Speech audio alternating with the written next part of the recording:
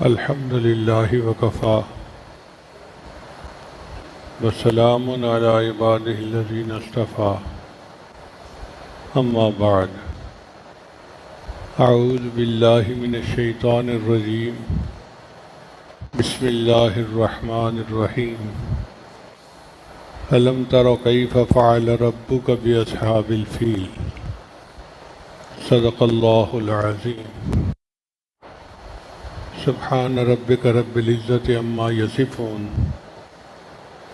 وسلام علی المرسلین والحمد للہ رب العالمین اللہم صلی علی سیدنا محمد وعلی آل سیدنا محمد وبارک وسلم۔ سعودی عرب کے بالکل ملحق ایک علاقہ ہے جس کو یمن کہتے ہیں۔ وہاں ایک قبیلہ آباد تھا حمیر۔ بادشاہ وہاں کا بڑا ظالم تھا۔ اس نے ایک مرتبہ خندق کھدوائی اور 12,000 مخالفین کو اس میں ڈال کے جلا دیا۔ کہ کو سورہ بروج میں اصحاب الاخدود کے نام سے ذکر کیا گیا۔ اب اتنے لوگوں کو جب اس نے جلایا تو اس میں سے 2 آدمی بچ نکلے اور انہوں نے جا کے قیصر روم کو شکایت کی کہ دیکھو ہمارے اوپر یہ ظلم ہوا ہے۔ روم دور پڑتا ہے تو قیصر روم نے سوچا کہ میں تو لشکر کشی کر نہیں سکتا، کیوں نہ کہیں قریب کے بندے پہ ذمہ لگاؤں۔ چنانچہ حبشہ کا بادشاہ نجاشی بہت مضبوط بادشاہ تھا، اس نے اس کے ذمہ لگایا۔ یہ پورا جو افریقن کنٹریز تھے اس کے زیر نگرانی تھے۔ اس نے اسے کہا کہ بھئی تم ایسا کرو کہ اس بندے کو ختم کر دو۔ چنانچہ اس نے اپنے 2 کمانڈر تھے، ایک تھا ابرہہ اور ایک تھا ارباط۔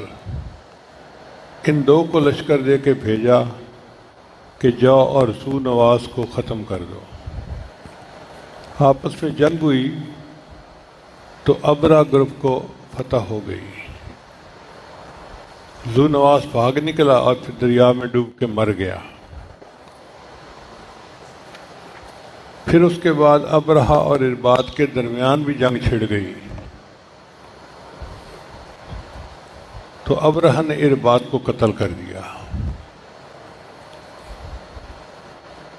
نجاشی نے ابرہہ کو اب اس پورے علاقے کا گورنر بنا دیا۔ آپ یوں سمجھیں کہ وہ اب بے تاج بادشاہ بن گیا تھا۔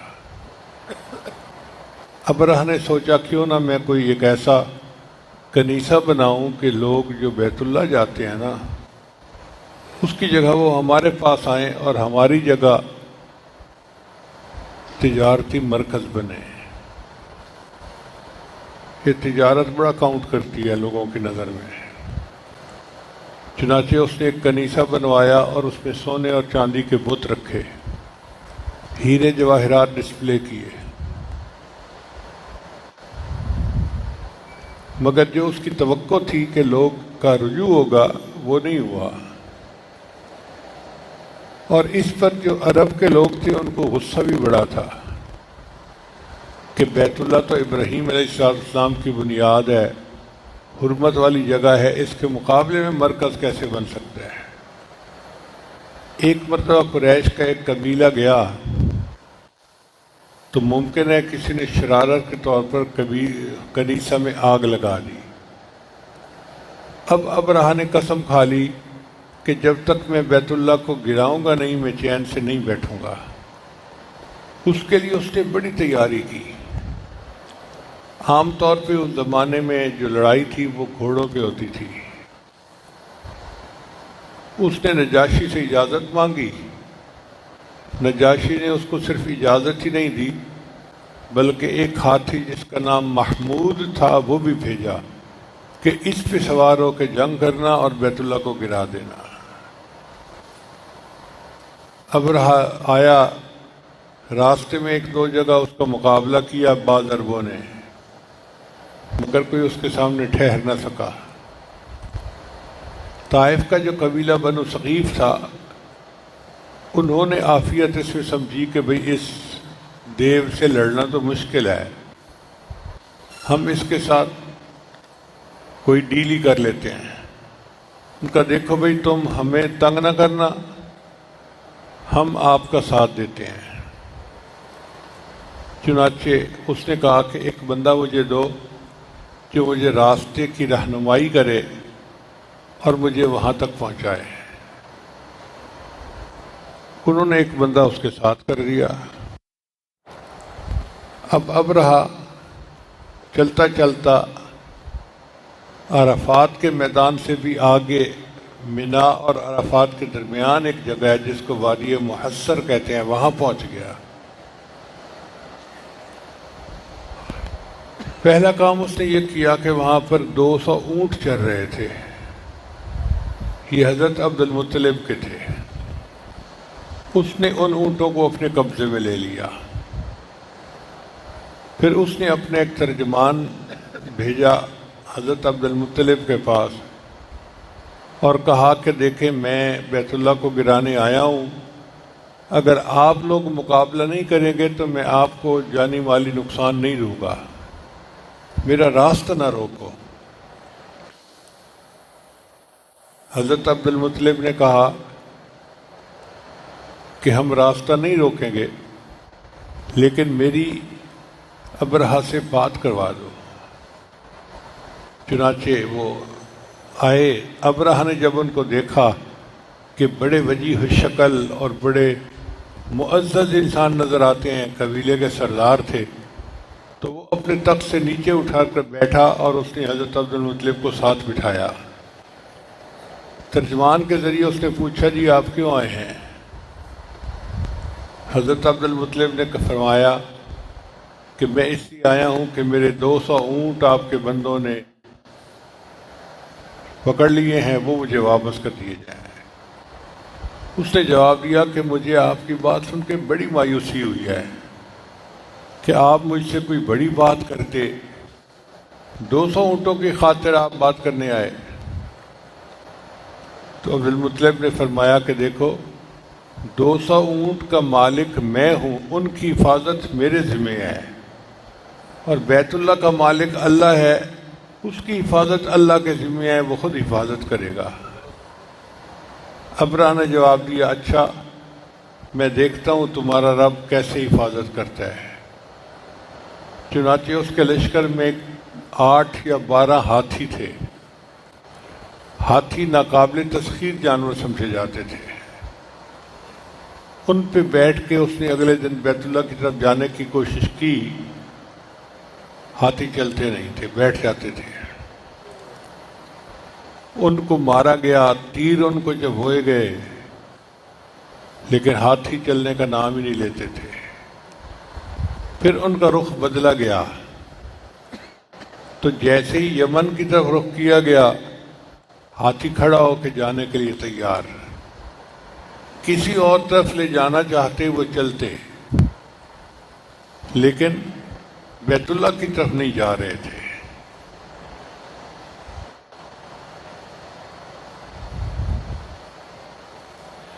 چنانچہ ابرہہ نے اپنے لشکر کو پوری طرح تیار کر لیا، اور وہ چاہتا تھا کہ میں اب حملے کے لیے جاؤں، مگر اللہ نے ان کے مقابلے کے لیے پرندوں کے غول بھیج دیے۔ یہ پرندے کبوتر سے چھوٹے تھے اور مختلف رنگوں کے تھے۔ مفسرین نے لکھا ہے کہ بعض سفید تھے، بعض سبز تھے، بعض کالے تھے۔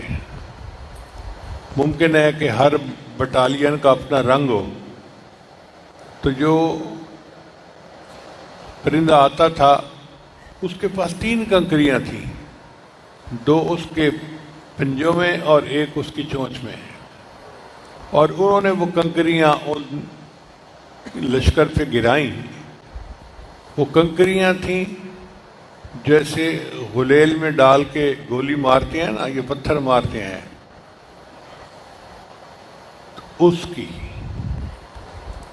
مگر وہ جہاں لگتی تھی بدن کو پار کر جاتی تھی،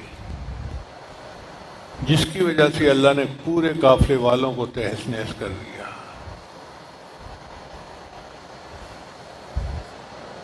حضرت ابو طالب اپنے قبیلے والوں کو لے کے پہاڑ کی چوٹی پہ چلے گئے تھے، بیت اللہ بالکل خالی تھا۔ اگلے دن حضرت ابو طالب نے اب بیٹے حضرت عبداللہ کو حکم دیا کہ جاؤ دیکھ کے آؤ کہ ابرہہ کیا کر رہا ہے، کوئی خبر لے کے آؤ۔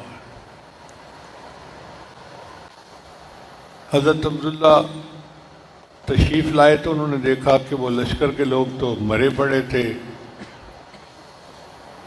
اور جو بچے ہوئے تھے وہ واپس بھاگ گئے تھے۔ انہوں نے آ کے بتایا تو حضرت عبد المطلب پہاڑ سے نیچے تشریف لائے، اور انہوں نے اللہ کا شکر ادا کیا کہ اللہ تو نے اپنے گھر کی خود حفاظت فرمائی۔ یہ واقعہ محرم میں پیش آیا، اور اسی سال ربیع الاول میں اللہ کے محبوب صلی اللہ علیہ وسلم کی ولادت مبارکہ ہوئی۔ یہ اصل میں اس لیے تھا کہ اللہ تعالیٰ اپنے محبوب صلی اللہ علیہ وسلم کے تشریف لانے سے پہلے دنیا کو دکھانا چاہتے تھے کہ دیکھو ہدایت کا سورج طلوع ہو رہا ہے اور کفر کی ظلمت تاریکی ختم ہو رہی ہے۔ اب عرب والوں تم بھی ذہنی طور پر تیار ہو جاؤ کہ تم نے بھی ان کی اطاعت کرنی ہے اور ہدایت کو تسلیم کر لینا ہے۔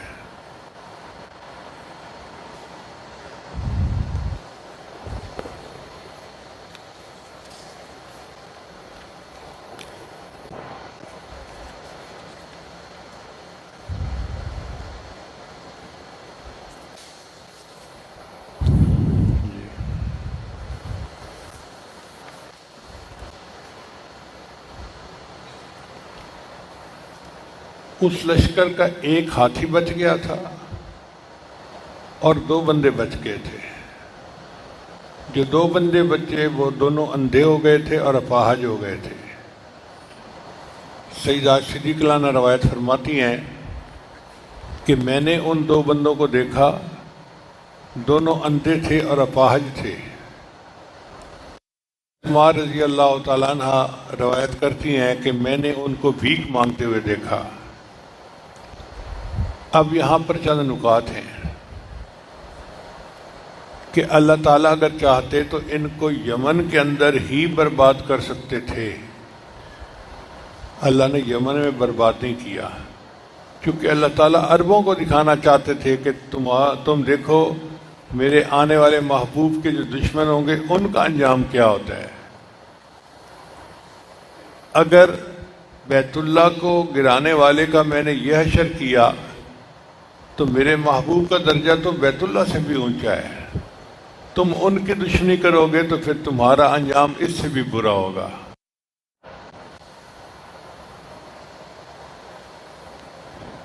پھر سارے کے سارے لوگوں کو اللہ تعالیٰ اس جگہ پر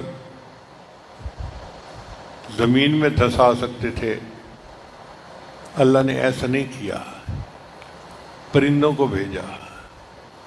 وہ کیوں؟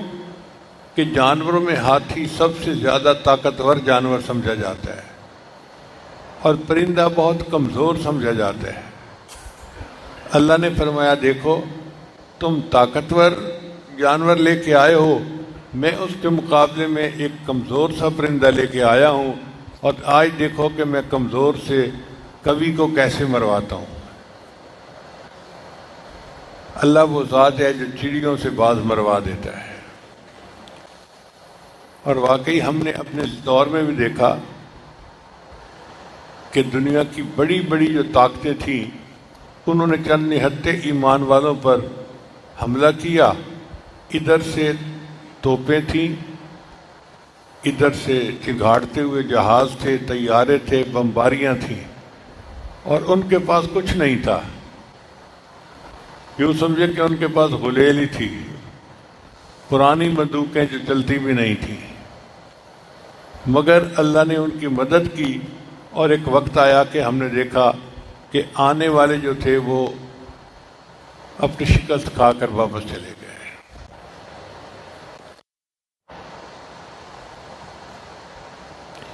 یہاں سے عارفین نے ایک نقطہ نکالا ہے کہ ابرہہ چلا تھا اللہ کے گھر پر قبضہ کرنے کے لیے. اللہ نے پرندوں کو حکم دیا کہ ان پر پتھر پھینکو اور ان کو کھائے ہوئے بھوسے کی طرح بنا دو. سالک کا دل بھی بیت اللہ کا نمونہ ہے. تو اگر اس کے دل پر شیطان قبضہ کرنے کے لیے آئے تو تم لا الہ الا اللہ کے نیزے چھوڑو، تلواریں چھوڑو، تیر چھوڑو، تو شیطان کو اللہ تعالیٰ برباد فرما دیں گے اور تمہارے دل کو پاک کر دیں گے.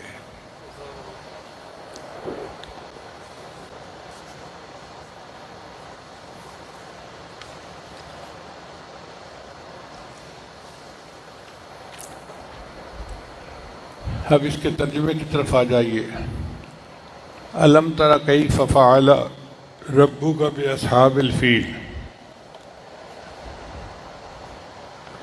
کیا آپ نے نہیں دیکھا کہ آپ نے رب نے ہاتھی والوں سے کیا برتاؤ کیا؟ یہ جو فیل لفظ ہے نا، یہ فارسی کا لفظ تھا پیل.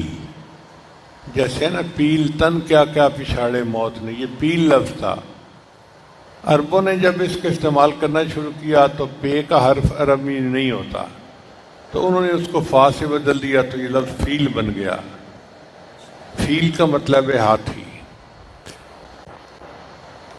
یہاں پر اصحاب الفیل فرمایا، ارباب الفیل نہیں کہا. وہ اس لیے کہ ارباب الفیل اگر کہا جاتا تو دونوں کا مختلف جنس سے ہونا ضروری نہیں تھا. ہاتھی ایک جنس والے، ہاتھیوں جیسے. اس کا مطلب کہنے کا یہ تھا کہ جو لوگ باطل کے ساتھ کھڑے ہوتے ہیں وہ جانور ہی نہیں بلکہ جانوروں سے بھی بدتر ہوتے ہیں. اس لیے ملاک الفیل اور ارباب الفیل کے بجائے اللہ نے ان کو اصحاب الفیل کہا. الم یجعل کیدہم فی تضلیل. کیا اس نے اس کی تمام تدبیروں کو بیکار اور غیر مؤثر نہیں کر دیا؟ قید کہتے ہیں چھپی تدبیر کو. یہاں پر ایک سوال پیدا ہوتا ہے کہ وہ تو اعلان حملے کے لیے آیا تھا تو قید کیسی ہوئی؟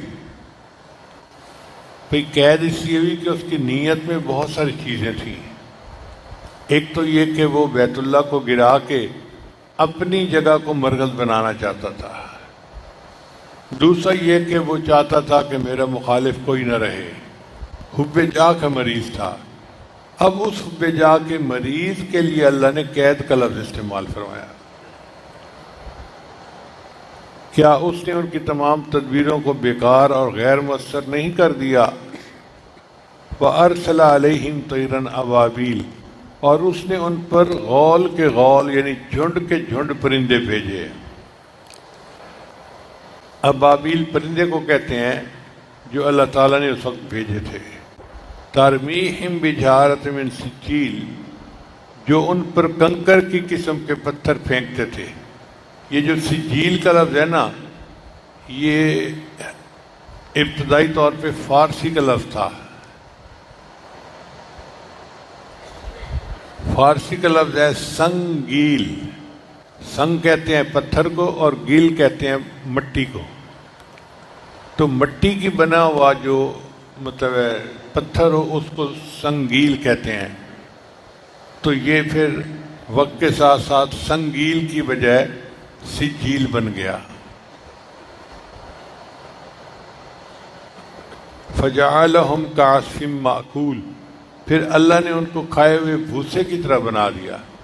اول تو جانور کا بھوسا بہت پہلے ہی باریک ہوتا ہے، اور اگر اس کو جانور چبا دے پھر تو وہ بہت ہی باریک اور بیکار ہو جاتا ہے. تو اللہ نے اس لشکر کا حشر کھائے ہوئے بھوسے کی طرح کر دیا.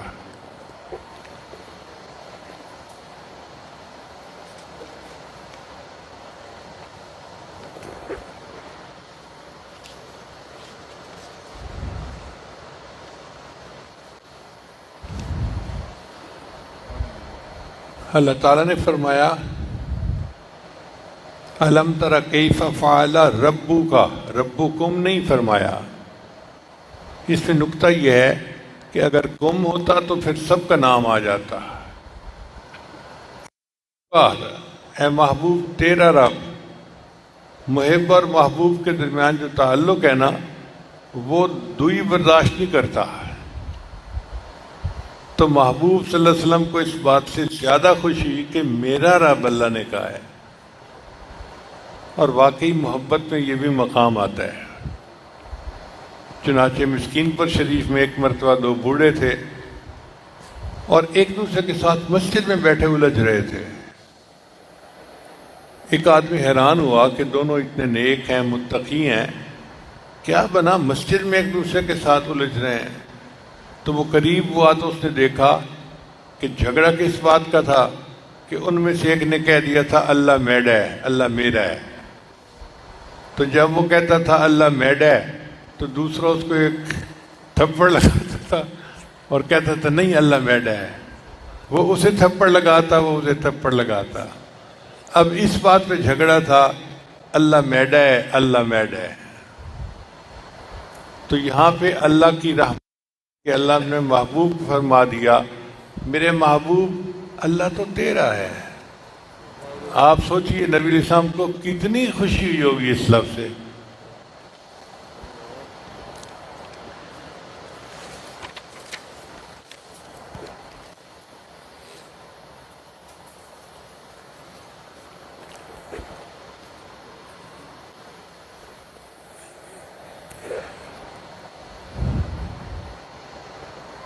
बाद मुफस्सिर ने लिखा कि ये तो अबाबिल परिंदे थे, ये आसमान के आए थे। बाद ने कहा कि नहीं, ये ज़मीन के परिंदे थे। और अक्सर मुफस्सिरीन ने कहा कि ये जद्दा जिस तरफ समुंदर है उधर से आए थे। अल्लाह ने अपने कौल भेज दिए थे वमा यअलमु जुनूद रब्बिका इल्ला हू, तेरे रब के लश्करों को अल्लाह के सिवा कोई नहीं जानता।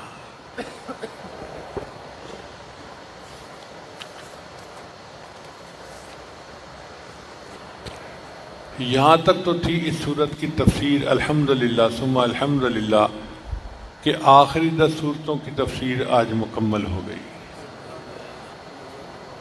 सूरत फील के चंद खवास हैं। पहला खास, जंगी हालात में दुश्मन से जंग के दौरान अगर सूरह फील की तिलावत की जाए तो अल्लाह ताला दुश्मन को शिकस्त अता कर देते हैं।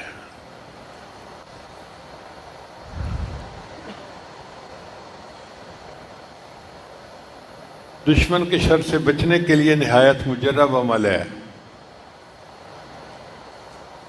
वो ये है कि काफ हा या आइन सौद और हा मीम आइन सीन कौफ, ये हरूफ अबयद हैं।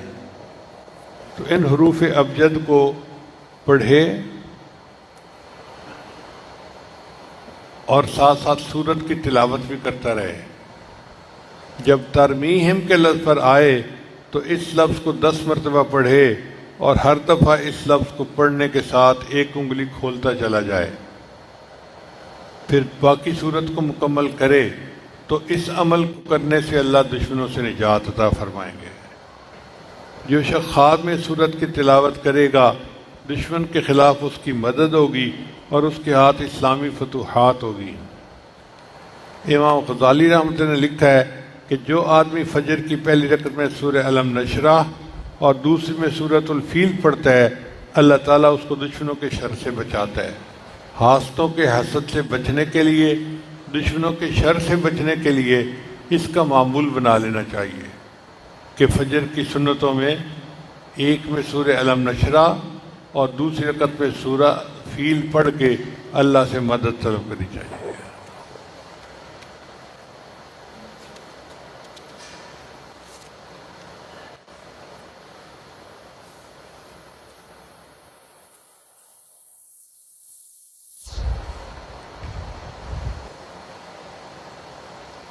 दुआ है कि अल्लाह ताला हमें भी दुश्मनों से, हासनों से और शरीर लोगों से महफूज रखे और अपनी हिफाजत अता फरमाए।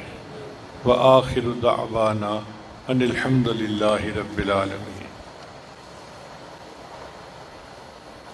سورۃ قریش کے خواص اس دن رہ گئے تھے چونکہ بیان بہت لمبا ہو گیا تھا، تو کچھ لوگوں نے آج مجھے یاد دلایا کہ سورہ قریش کے خواص بھی بتا دیجیے۔ تو مفسرین نے لکھا ہے کہ اگر کسی تقریب میں کھانا کم ہو جانے کا خوف ہو تو اس پہ سورہ قریش پڑھ کر دم کریں، انشاءاللہ کھانا پورا ہو جائے گا۔ یہ خیال ہے مردوں کی بجائے عورتوں کو زیادہ فائدہ دے گا۔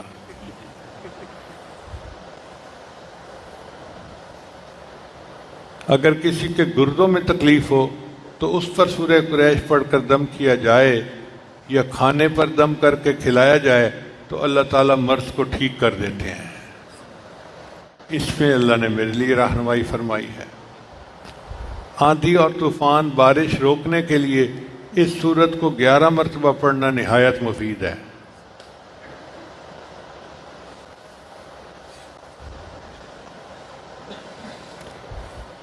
قاضی ثناء اللہ پانی پتی رحمۃ اللہ فرماتے ہیں اپنی تفسیر مظہری میں کہ میرے شیخ مرزا مظہر جان جان رحمۃ اللہ علیہ نے مجھے حکم دیا تھا کہ ہر مصیبت میں کو دفع کرنے کے لیے یہ سورت پڑھا کرو۔ میں نے اس کا بار بار تجربہ کیا، اللہ نے ہر دفعہ میری مراد پوری کر دی۔ مجھے حضرت نے یہ وظیفہ بتایا تھا جب میں نے انجینئرنگ سے استعفیٰ دیا تو میں حضرت کے پاس حاضر ہوا۔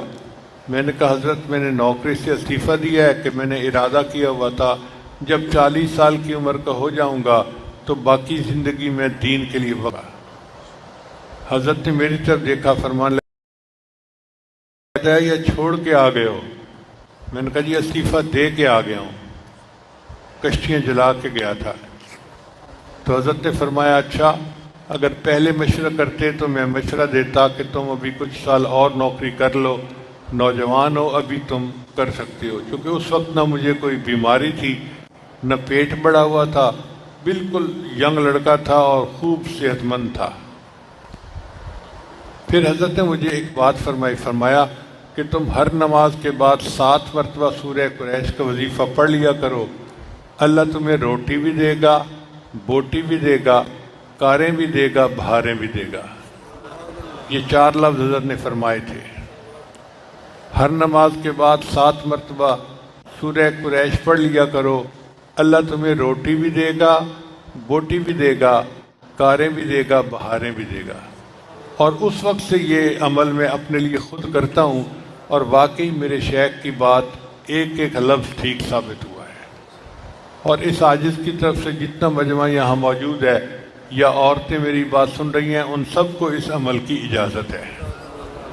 اس کو کیجئے اور اللہ تعالیٰ سے رزق کی فراخی حاصل کیجئے۔